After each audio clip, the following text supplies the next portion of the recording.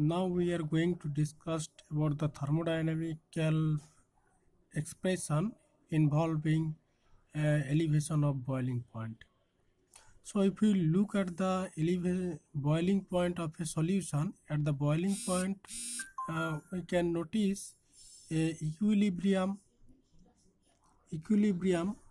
of solvent molecules in the solution with the solvent molecule in the vapor phase, because at the boiling point of the solution the solvent molecules are evaporated from the solution and make a vapor phase of pure solvent.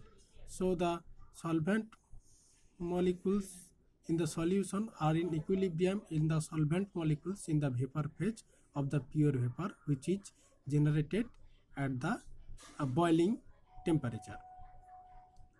Now, as you know that if there is equilibrium, then at equilibrium the change of Gibbs free energy is zero. As change of Gibbs free energy is zero, that is dg is zero. So if I know that G by N is the chemical potential, so d mu also be zero. That means we can say that d mu of this side, solvent molecules in the solution, will be equal to the d mu of the chemical potential of the solvent molecules in the solution will be the chemical potential of the solvent molecules in the vapor. So if I consider that is the chemical potential of solvent molecule in solution, this all means solution, and mu1 is the chemical potential for solvent. Okay, mu1 sol Tb and P. At Tb is the boiling temperature of the solution and P is the pressure. Then it must be equal to the mu1 star vapor. So that is mu1 means it is for your solvent molecules, and this is the chemical potential of solvent in the vapor phase, and the vapor phase is pure, representing the pure vapor phase of the solvent, so I am denoting it as a star symbol, and that also in the temperature, at the temperature Tb and pressure P. Okay. Now at constant pressure P we can use the relationship for a ideal solution, where we have noticed in the earlier classes that mu1 is the chemical potential of your solvent in the solution equal to mu1 star, which is the chemical potential of pure solvent, okay, in liquid state. This is L for liquid state, plus RTB. There we have noticed RT, T is the temperature, here T is the, now T is replaced by TB, so RTB ln into x1. X1 is the amount fraction or mole fraction, whatever you want to say. That is, we are now considering this is x1 is the mole fraction of the solvent. So if I talk, and P is my constant, so I have this case here. So this thing becomes right hand side of this equation. So right hand side of this equation, so from this equation I can say is x1 equal to mu1 solution ln x1 equal to mu1 solution, that is the chemical potential of solvent in the solution minus chemical potential of pure solvent by RTB. TB is the boiling point of the solution. Now again I have in the first case this mu1 solution is equal to mu1 star vapor, that is the chemical potential of solvent molecule in vapor phase, pure vapor phase. There is no other vapor, so pure vapor phase. So that will be mu1 star vapor phase, pure chemical potential of solvent molecule in the pure vapor phase minus chemical potential of solvent molecules in the pure liquid state. Okay, so this will suggest that this is the difference between the chemical potential of vapor state and liquid state of pure solvent. So that will be denoted as delta vaporization mu1 star. That is the mu1 is the chemical potential of solvent in its pure state. And similarly in denominator I have RTB. Now this delta vaporization mu1 star is the molar free energy, because we know that the chemical potential is nothing, it is G by N. Molar free energy is termed as chemical potential of the system. So we can, so this is the molar free energy for vaporization of pure solvent from liquid to vapor state at temperature Tb. For this we can differentiate this above equation, and we will get 1 by x1 equal to 1 by r. 1 by r will be constant, this 1 by r will be constant. Then we can differentiate with respect to Tb this quantity and del Tb. Now del Tb again will be Tb will be again differentiated with respect to x1, because we are differentiating both the side with respect to x1 at constant p. So that will be the expression. Now if I recall the Gibbs-Helmholtz equation, okay, what it will tells? It will tells that del of delta mu by T, del T at constant pressure equal to minus delta Hm by T square. This Hm is a enthalpy, that is molar enthalpy for a change, for a state change. Okay.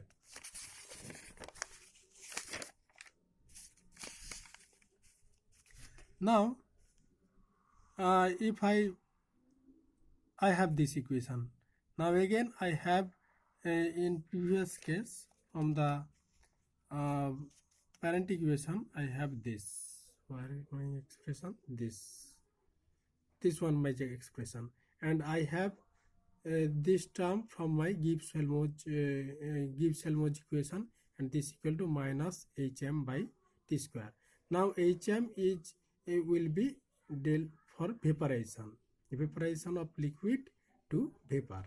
So I will write here this 1 by x1 will be equal to minus of delta vaporization H1m, that is the molar enthalpy of vaporization for liquid by RTB square into this.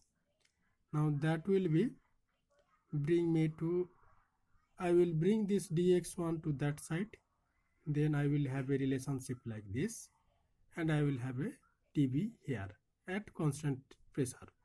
Okay. Now if I integrate, that means from pure state where x1 will be 1, and when I have made the solution, then the mole fraction of solvent will be x1. Now that will be minus delta vaporization H1m by r, that will be constant quantity outside here. Now for my pure solvent, the boiling point is Tb star, and it will be Tb for the solvent. So if I differentiate this, that will minus 1 by Tb with this limit, so minus minus will plus, then my thing will become Tb minus 1 by Tb star. So I can and found 1 by Tb like this, and that is I can correlate my boiling point of a solution if I know the boiling point of the solvent and the mole fraction of the solvent in the solution, and the molar enthalpy change for the solvent when it goes from liquid to vapor state. Okay, that is the one relationship. Now if I made these things more simpler, then if I can have a relationship that how this Tb changes with the molality of the solution. What is molality? Molality is the number of moles present in the 1000 gram of the solvent. Okay, so we know that the mole fraction x1 is equal to n1 by n1 plus n2. Now if I have, that is, n1 is the number of mole for solvent and n2 is the number of mole for solute. Okay, now this number of mole can be taken from the mass of solvent is m1, so m1 by small m1 by capital M1, and this will be small m1 by capital M1. Then that will yield me a result 1 by 1 plus n2 by m1 into m1 capital M1. That means this n2 by m1, that the number of moles by mass of solvent. What is this? This is the molality of the solution. So molality into molecular weight of the solvent. Okay, so that will be the molality of the molecular of the solvent. So I have, if I make the natural log, then I will have this type of solution. Then again I can differentiate this log ln term, and I will have dx by x1 equal to minus 1 by this, and if I differentiate this term again with respect to dm, so d small m will be the differential term, capital M dm, capital M1 dm. So again, and we know that this dx1 by x1 equal to minus H vaporization, this type of quantity, so it will be equal to minus m1 dm by 1 plus small m. Now small m is the molality of the solution into capital M1.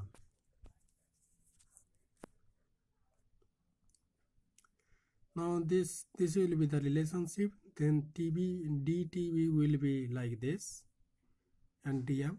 If I make this dTb by dm here, then it will be this quantity. Okay.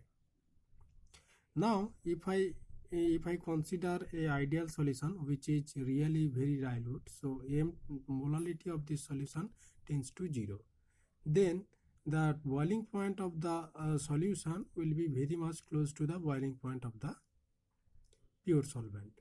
So Tb tends to Tb star. Now this will be the relationship for m tends to 0. And then if you know that this is a constant for pure solvent, m1 also constant for the solvent, and this also is a constant for the solvent. That is the enthalpy change for vaporization of solvent when it goes from liquid phase to vapor phase. So all the things are constant, so we can make this as a constant. So this constant is Kb, capital K small b.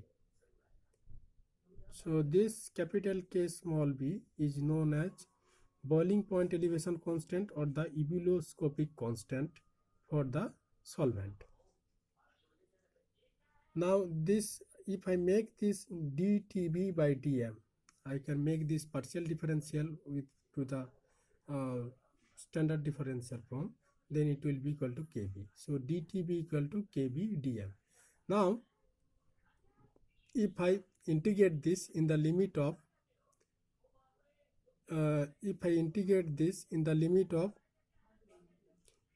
in the limit of Tb star to Tb, then what will happen? Tb minus Tb star, that means the integration will be this Tb is the Tb star is the boiling point of pure solvent. That time the molality of the solution will be 0 because there is no solute present, so it will be 0.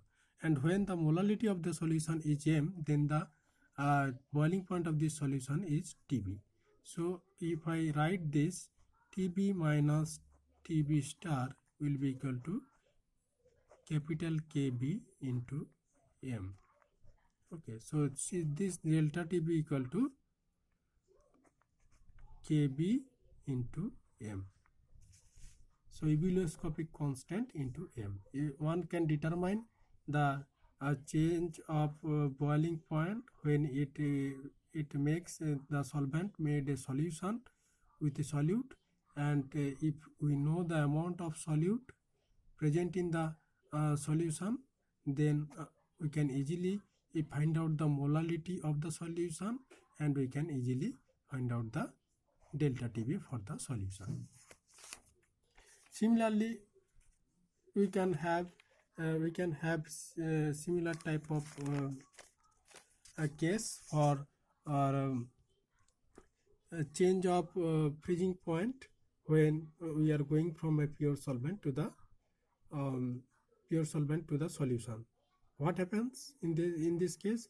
In this case, we have noticed a decrease in the freezing point when we have gone from a pure solvent to a solution case. Okay, you can do this by yourself. And what will be the unit of Kb? Here is this unit. Capital Kb will be delta Tb by m, and Tb is this is difference of temperature, that will be Kelvin, and now the molality will be mole per kg, so it will be a Kelvin kg per mole. Okay, this is simple thing.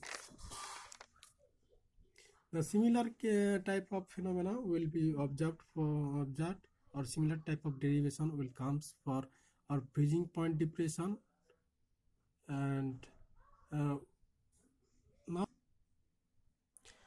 now we are going to discuss about third kind of colligative property, which is known as osmotic pressure of solution. So what is osmotic pressure of the solution? If you this type of colligative property appears when you have separated a solution with from the pure solvent by a semi-permeable membrane. Let's say this side I have solvent and this side I have solution, and this is my semi-permeable membrane.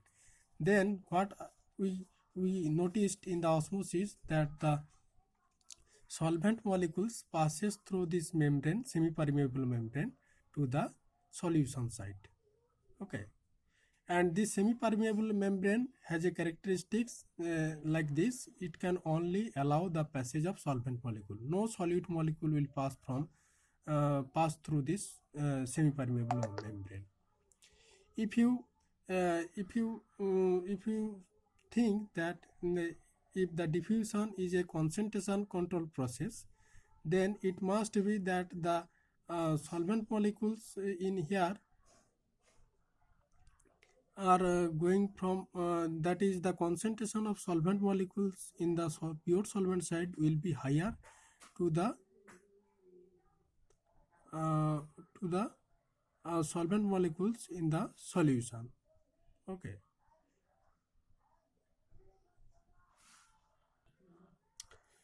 so there will be a passage of solvent molecule from the pure solvent side to the solution side. Okay, and this is because if you remember that the chemical potential of a pure solvent is always greater than the chemical potential of the solvent present in the solution. So chemical potential of this solvent molecules in this solution side will be lower than the chemical potential of the solvent molecule in this side, solvent side. So, and again we know that if the chemical potential is lower, then the Gibbs free energy per mole must be lower.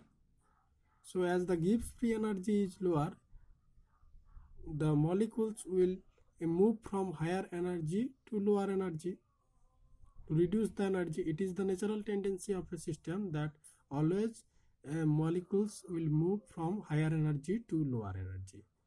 And as the Gibbs free energy in the solvent side is higher, so the molecules will transfer from solvent side, pure solvent side, to the solution side.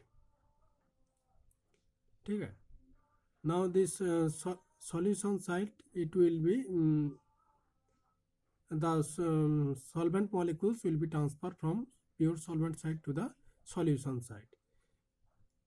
That is one case.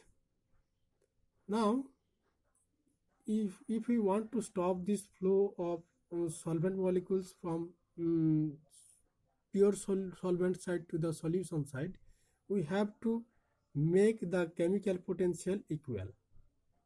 Okay, and again we know that the chemical potential of a system is related to the pressure. Okay, mu equal to mu 0 plus RT ln P by P0. This is for ideal case and we are considering ideal case. Now if I increase the pressure, that is a direct relationship of mu with the pressure. So if I increase the pressure, then I with the lnp, not direct relationship of mu to the lnp. So if I increase the pressure, then I can increase the chemical potential of the system. So the number one way, if I increase the pressure of the solution, external pressure of the solution side, then I can increase the chemical potential of solvent present in the solution. And how can I increase the pressure of the solution? I have to make some external arrangement or some arrangement which can add pressure externally to the solution. Okay, that is one case. Increase the pressure of solution and it will increase the chemical potential of the solvent present in the solution. Then it will once it is equalized with the chemical potential of the pure solvent present in the opposite side of the membrane, then there will be no flow of solvent molecules from pure solvent to solution side. That is one case. Another case, you can, instead of you increase the pressure in the solvent side, you can reduce the pressure in the liquid side, pure solvent side. If you reduce the pressure in the pure solvent side, what will happen? It will decreases the chemical potential of the pure solvent. Now if this value is decreased, then with increasing pressure, with decreasing pressure, then one time will come, one pressure will come where these two quantity becomes equal. Okay, so either you increase the external pressure on the solution side or you decrease the pressure in the solvent, pure solvent side. That is, there is two possibility. So this excess pressure which is increased in the solution side, or the pressure which reduced in the solvent side, that is the pressure increased in the solution side or the pressure decreased in the solvent side, which is just sufficient to stop the movement of molecules, solvent molecules from pure solvent side to the solution side, is known as osmotic pressure of the solution. So this is the basic definition or basic statement for osmotic pressure. Now we will study how osmotic pressure related to the different thermodynamics parameter.